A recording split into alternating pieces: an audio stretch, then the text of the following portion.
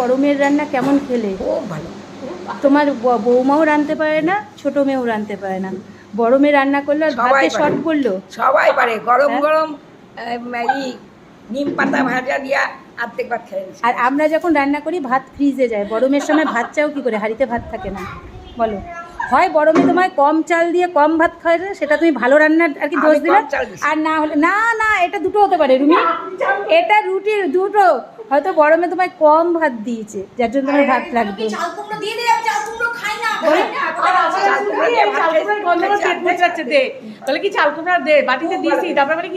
না থাক, ভাত দিয়া খাবো। আর বাটিটা ধরে রাখা বাবা এতদিন পর বড় মেয়ে আসলো, বড় মেয়ের রান্না খাবে না, তাই না? আসলো বাবা, কাইন্ডা কাইটা নিয়ে আইছে। আমি তো আইলাম দুঃখে।